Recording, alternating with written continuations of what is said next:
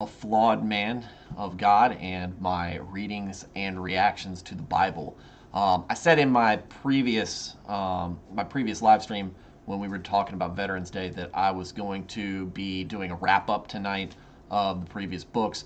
But once I started thinking about it, I started to think that maybe I should do a couple more chapters first and then do a wrap up after that before we get into what I say is the real meat of Genesis. Really begins with chapter 12, and that's when things start to really move a little bit more, and so we'll do it that way. So we're going to finish up with the last with these next three chapters and go on, just to wrap up a little bit for the week. Hope you guys have had a great week. I know I have. I'm wearing some snazzy overalls right now because we were out by the fire pit with some very close friends, and I didn't want to get my normal jeans and whatever uh, all smoky and smelling like the fire pit. So I put these on, because not only that, because overalls are very comfortable, and if you can't be comfortable around your house, where can you be comfortable? Um, I don't know what else to say regarding that, but since I'm comfortable and since we've got uh, a fair amount of scripture to go over, I'm just going to get right into it. So we're going to pull this up, like I said. Um,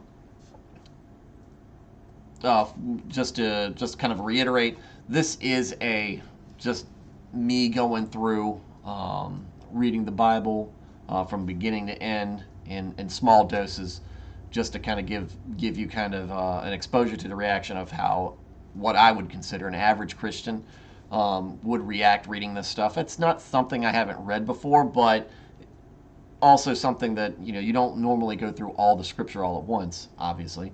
Um, so I think it's good to give a natural reaction to how what's going through my mind as I'm reading it, and what pops up into my head. And I think that's good exposure. And I think that's what we all need, um, is exposure. Not just Christians, but folks who are curious about getting into the faith, especially, is exposure to how we react when we read some of these things, because it's easy to get confused and obstacles put in your place for folks who want to take bits and pieces of scripture, use it out of context, or twist it into a way that fits their narrative to say, ha, this obviously didn't happen, this is obviously a work of fiction, and this is why you shouldn't believe. It's not true. um, we've talked in past episodes about the Bible being something that some folks take literally and some folks take metaphorically, and I think that um, there is reason to respect either way you take that accounting, because what this is an account in some form, and it's not necessary to get hung up on the which of the two it is. It's important to understand what the theme and what is being expressed by God to us, is that He created. Well, we'll get into that later. I'm gonna go into a whole different rant about that when we do the wrap up of this, because it has a lot to do with the beginnings, and that's where, you know the Great Flood, creating the universe, the Garden of Eden, the creation of man. It seems fantastical in many senses, and this is where we're at. We're on the back end kind of that, and so I think that a wrap up would be a good thing to go into. But again, we've got a lot to cover, and I don't want to take everybody's time on that. Everybody who ends up watching this, anyway. So let me go ahead and start this. So Noah's gotten off the boat, and the waters have receded. I'm assuming he's let the animals out, or yeah, he has actually. Well, we read that in the previous chapter. He's let the animals out. They're all going and doing their thing, and there's a terrible, terrible smell. I imagine coming from this from the ark, because of all the animals and the what happens when animals are in a closed-in space for basically the better part of a year or more. Chapter 9, God's covenant with Noah. Then God blessed Noah and his sons, saying to them, be fruitful and increase in number and fill the earth. The fear and dread of you will fall on all the beasts of the earth and on all the birds in the sky, on every creature that moves along the ground, and on all the fish in the sea. They are given into your hands. Everything that lives and moves about will be food for you. Just as I gave you the green plants, I now give you everything. This sounds pretty familiar. Be fruitful, increase in number. This is God basically. He's reset things since Adam and Eve. So he's telling Noah and his sons, hey, same thing I told the last folks. Be fruitful and multiply. And you're given dominion over the land. This is important too. I think it's a reiteration of God telling us that as mankind, as humans, the stewardship of the earth is very much something that we are in control of, and He's leaving that responsibility to us. But you must not eat meat that has its lifeblood still in it, and for your lifeblood I will surely demand an accounting. I will demand an accounting from every animal, and from each human being too I will demand an accounting for the life of another human being. Whoever sheds human blood, by humans shall their blood be shed. For in the image of God, God has made mankind. This is an early warning from God that He does not approve of murder. We went over that with Cain when he murdered Abel. But just again, here's another reiteration of things. And God's also saying in this point that that He's made mankind in His image. So that much of what we feel and go through are things that I believe that God has, are feelings that God has within Himself. Now, how He deals and how He manages all that stuff, I'm sure that's on a completely different level that is way beyond my understanding. But I think you can take comfort in this because it means that you're a part of something, not just that you were created out of love, but you were actually part of something very special, which is you were made in the image of the Creator of the universe. Don't let that go to your head, by the way. As for you, be fruitful and increase in number, multiply on the earth and increase upon it. And then God said to Noah and to his sons with him, I now establish my covenant with you and with your descendants after you, and with every living creature that was with you, the birds, the livestock, and all the wild animals, all those that came out of the ark with you, every living creature on earth. I establish my covenant with you. Never again will all life be destroyed by the waters of a flood. Never again will there be a flood to destroy the earth. And God said, this is the sign of the covenant I am making between me and you and every living creature with you, a covenant for all generations to come. I have set my rainbow in the clouds, and it will be the sign of the covenant between me and the earth. Whenever I bring clouds over the earth and the rainbow appears in the clouds, I will remember my covenant between me and you and all living creatures of every kind. Never again will the waters become a flood to destroy all life. Whenever the rainbow appears in the clouds, I will see it and remember the everlasting covenant between God and all living creatures of every kind on the earth. God said to Noah, this is the sign of the covenant I have established between me and all life on earth. I notice God didn't mention any type of rainbow flag reminding him about the covenant between him and us, because we certainly see that everywhere these days. The sons of Noah. The sons of Noah came out of the ark were Shem, Ham, and Japheth. Ham was the father of Canaan. These were the three sons of Noah, and from them came the people who were scattered all over the whole earth. Noah, a man of the soil, proceeded to plant a vineyard. When he drank some of it, his wine, he became drunk and lay uncovered inside his tent. Ham, the father of Canaan, saw that his father naked and told his two brothers outside. But Shem and Japheth took a garment and laid it across their shoulders. Then they walked in backwards and covered their father's naked body. Their faces were turned the other way so that they would not see their father naked. This story right here needs more context, I think. Like it's not something I really want to know a whole lot more, but when I read it, it's like, man, there's got to be more to this story than this. So, Noah, he's he's basically retiring after the flood. He's going out and going back to what he was doing, I guess. Being a planter, farming, tilling the land, and he plants a vineyard, right? That's what we all do because hey, you can make your own wine. And when he drank it, he got drunk and fell asleep naked. Some of you may have had an experience similar to this where you have had too much wine or another spirit and fallen asleep naked. Um, and then Ham, one of his sons, sees his dad. He sees his dad naked, which is probably not the thing he wants to do. But then he goes and tells his brothers outside. Now, what exactly happened during that exchange or in between that exchange is very curious to me because Noah's going to get really angry in the next passage. And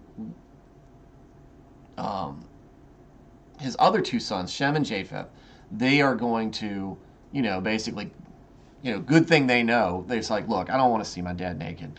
But we can't just let him sit there, right? We need to put a blanket over him, maybe so he doesn't catch cold, or just the fact that hey, we have enough respect for our dad that we don't think he should be laying naked, passed out, drunk, in his tent. So they go have her put a garment on him. Ham's not mentioned as helping at all. So they go and do that. When Noah awoke from his wine and found out what his youngest son had done to him, he said, "Cursed be Canaan, the lowest of slaves will he be to his brothers." He also said, "Praise be the Lord, the God of Shem. May Canaan be the slave of Shem. May God extend Japheth's territory. May Japheth live in the tents of Shem, and may Canaan be the slave of Japheth." Noah is very pissed off at Ham. So that's just why I said this story needs a little bit more context, because look, it's one thing that you're irritated with your son because he found you naked and then just didn't cover you up. Like, did Ham pull some sort of prank on Noah or something? Like something really bad? Was he like drawing on him? Like something sometimes happens at a party or something? I don't know. But it'd be very interesting to understand if just simply being left uncovered really ticked Noah off to the point where he basically cursed his sons, or his grandson basically, Canaan, who was the son of Ham. He basically curses him to be, and his people to be, under the yoke of the other grandsons forever, basically. Or at least for a long period of time. So I'm very, very interested to understand what's going on. This doesn't really fit, to me, this doesn't really fit into a metaphorical context, except for, hey, be careful how much wine you drink. They also notice here, some folks within Christianity are very sensitive about alcohol. And while this is a very good warning tale about it, or some sort of warning tale about it, it also doesn't say anything about Noah being in error for drinking. He probably shouldn't drink to the point he passed out, but this wasn't something. This is not an account where Noah is shamed just for drinking. The presence of alcohol is throughout the Bible. So I think this is one thing that I come across in Christianity when people when people are aware that I'm a Christian, that they say things like, when this topic of alcohol comes up, they're like, oh well, you don't need, you're probably not interested in drinking. No, I drink. We saw there in Veterans Day. I will drink. I don't do it all that often. I do enjoy an occasional cocktail. But I also don't begrudge other people doing it either. So don't think that if you're interested in becoming a Christian, that means you need to be completely off of alcohol. That is a personal choice. There are several passages about basically letting alcohol, in the form of alcoholism, letting alcohol rule over you and reign over you and come to the point where you put yourself in bad situations because you were drunk. Um, this is something that we don't that God doesn't want for us. He lays it out as a, you know, as something for us not to do, but for obvious reasons. You never want to be so drunk that you are in a compromised situation.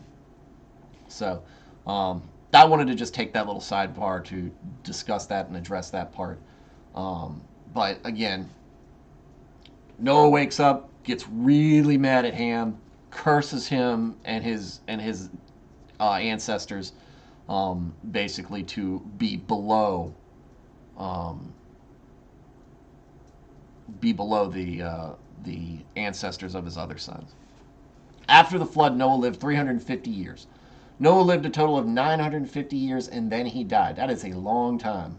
And I said, by all accounts, it looks like, if he's tilling the soil, making a vineyard, and drinking his own wine, he probably enjoyed at least that 350 years after. So then we'll go into chapter 10. Chapter 10 is a more of an accounting, kind of almost like the genealogy. So I'm kind of going to do it the same way. I'm going to speed through this because it can get a little dry. This is the account of Shem, Ham, and Japheth, Noah's sons, who themselves had sons after the flood, the Japhethites. I mean, I really think I'm pronouncing this wrong, but Japhethites. The sons of Japheth, they're listed here. The sons of Gomer, they're listed here. The sons of Javan, they're listed here. There's a note here. Rodanites. From these, the maritime people spread out in their territories by their clans within their nations, each with its own language. Sounds like there's some folks who go out and do some real emigrating when you're leaving emigrating out and exploring and setting up their own lands.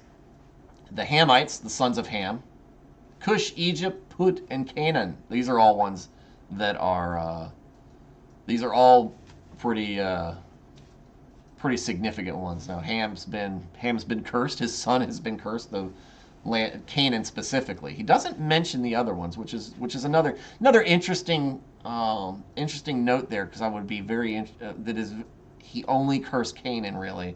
He didn't actually curse Ham. He just cursed Canaan and his ancestors. But he's got 3 other sons. The sons of Cush, they're listed here. The sons of Rama, they're listed here. Cush was the father of Nimrod, who became a mighty warrior on the earth, and it seems subsequently a name for a kind of a jackass, right? When you call somebody a Nimrod, which is odd. This seems like he's pretty cool here. Nimrod, he became a mighty warrior on the earth. He was a mighty hunter before the Lord. That is why it is said, like Nimrod, a mighty hunter before the Lord. I've never heard that expression before. When I normally hear Nimrod, it's usually for somebody who's not all that intelligent or not making good decisions. So I'm be interested to see where the where the other saying came from, and why this one is not a better one, not the Nimrod that we know in our current vernacular. The first centers of his kingdom were Babylon, Uruk, Akkad, Calneh, and Shinar. From that land he went to Assyria, where he built Nineveh, Rehoboth-ir, Calah, and Rezin, which is between Nineveh and Calah, which is the great city.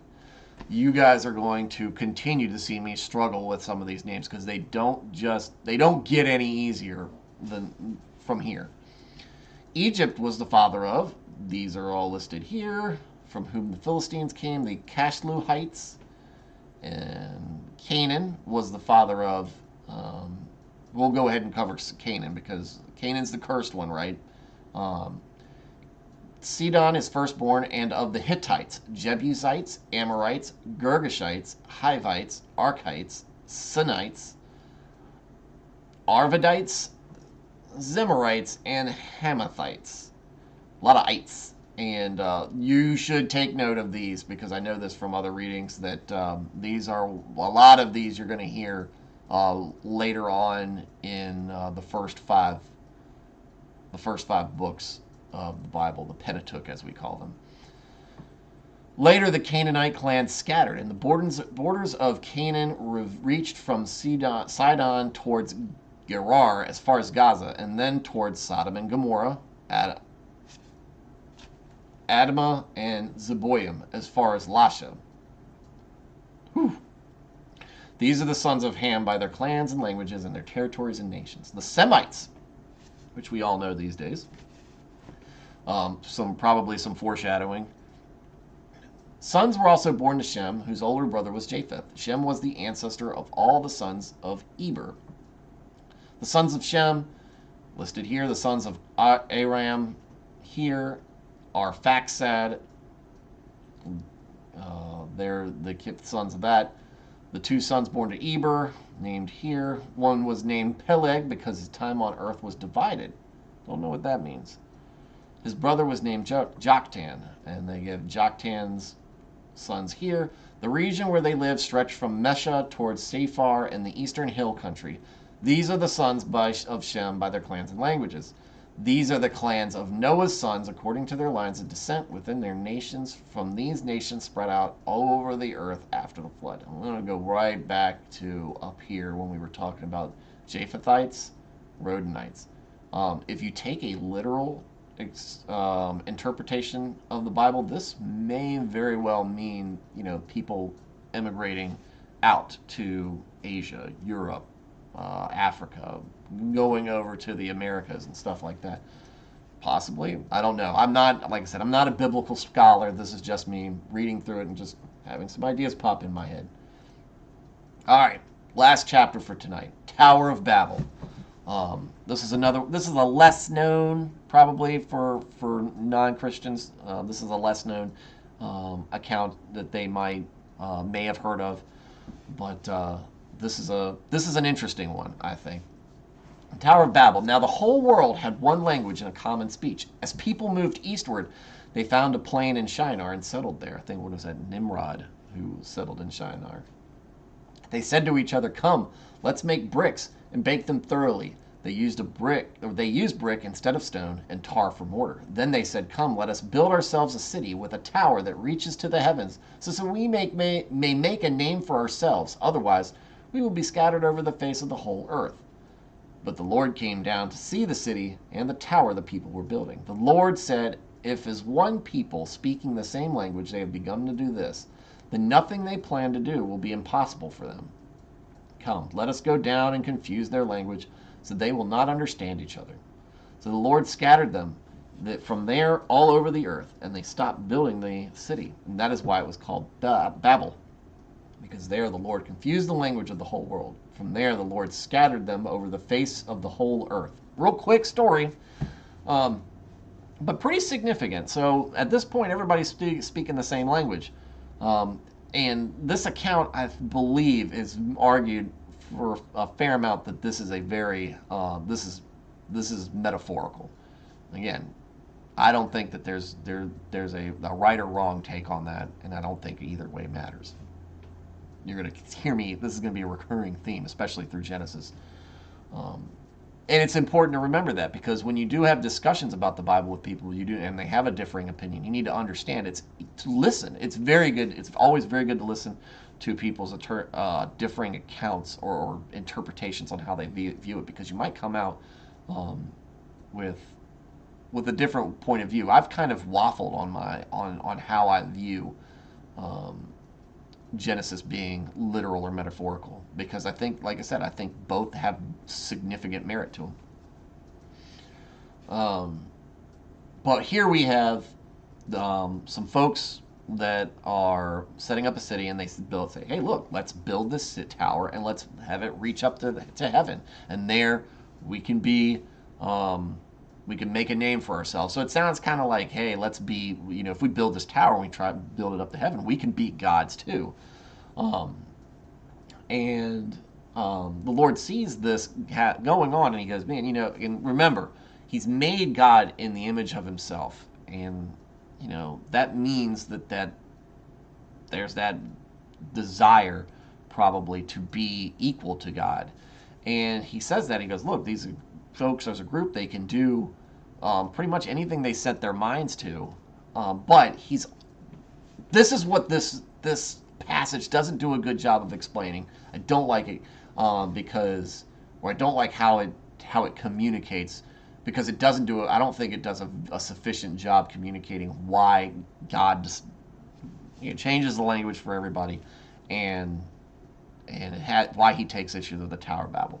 He just says, hey, if they keep doing this, they putting their minds to it, they can do whatever they want, or whatever they put their minds to, they can accomplish.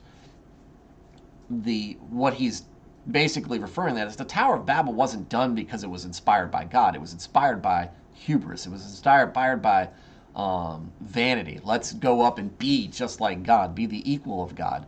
And I don't know if that's God really worried that man was going to be gods like him just because they built a tower. I think he was more worried that when we get into groups, large groups, and we start putting up test things to basically brag about ourselves, or to just do things together to just see what we can create. If we don't do it with a divine inspiration, we can do things that are against God, or things that are not good. I don't think there's necessarily a problem with building a tower, but if you look in modern day age, we have largely gotten over the language barrier. There's many languages on the earth, but we've also, lots of people are bilingual and lots of people understand various languages. We have interpreters. We've set all this stuff up, and we've got a global mindset on achieving things and building technology. And not all the things that we have done as a group technologically have been great. Like, we've done some great things, but have they made us better as people?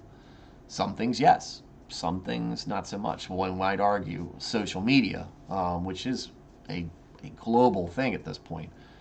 Does it really make us better human beings? My big argument, and this is coming from somebody, my big argument on that is that it's not. It has not done the world much good. It's done more. I believe it's done more harm. I think it's great if people choose to disconnect from social media and get out of that bubble, I guess. I don't know a really good way to put it, but getting out of that headspace of being on social media. If you find people who either have never had a Facebook or Twitter or Instagram account, they just don't, or people who walk away from it, which I have, it's better. It's better without social media, especially if you've got your group of friends near you, and you take that time to spend time with them face to face. You get out of that world that social media becomes. And I think that the Tower of Babel is a very good very good lesson that we can take from, even though this happened thousands of years ago, and it's teaching us about social media. And again, this is why it is amazing how God puts things in place for us to reference back to, so we can learn about these things and why certain things have happened. Why, or do we have different languages? Or why maybe having different languages was a good thing. But yeah, early on, they created a tower. They were building a tower. God said, "Well, you guys can speak different languages." Everybody's like, "Well, I can't communicate with each other. Maybe there's some guys over here that I speak the same language and understand. We'll take them and we'll go off and do our own thing." And it sounds like that happened across the earth. You see?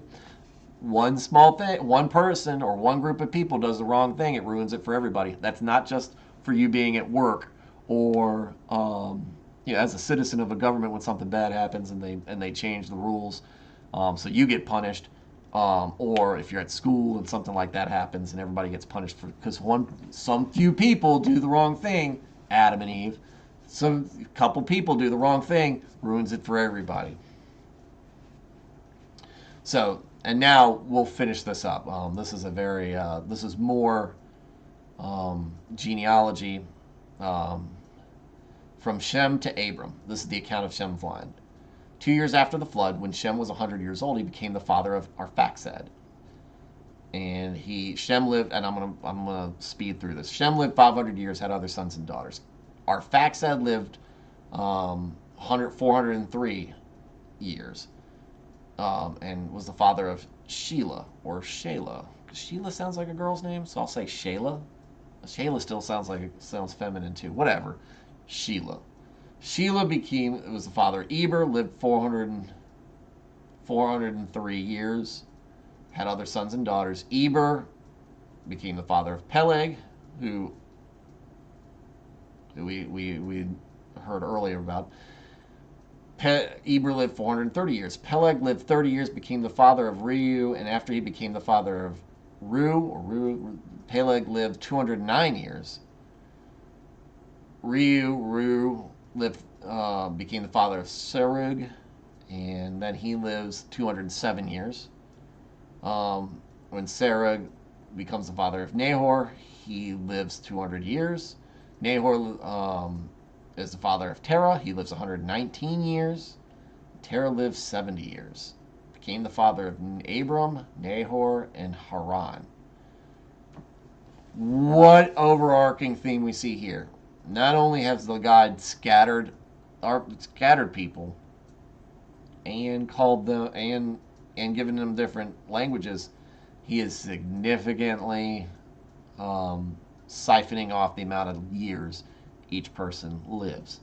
Now, whether that has anything to do with sin or just the fact that, they're living, if you're taking the literal approach on this,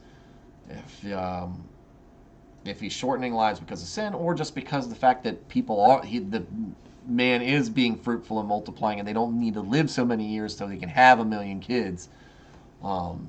This is happening because Shem lives 500 years all the way to, and then we go 1, 2, 3, 4, 5, 6, 7, 8 generations later. He's living 70 years. So, Abram's family. This is the account of Terah's family line. Terah became the father of Abram, Nahor, and Haran became the father of Lot. While his father Terah was still alive, Haran died in Ur of the Chaldeans, in the land of his birth. Abram and Nahor both, or Chaldeans, Haran died in Ur of the Chaldeans, in the land of his birth. Abram and Nahor both married. The name of Abram's wife was Sarai, and the name of Nahor's wife was Milcah. She was a daughter of Haran, the father of both Milcah and Iscah. Now Sarai was childless because she was not able to conceive.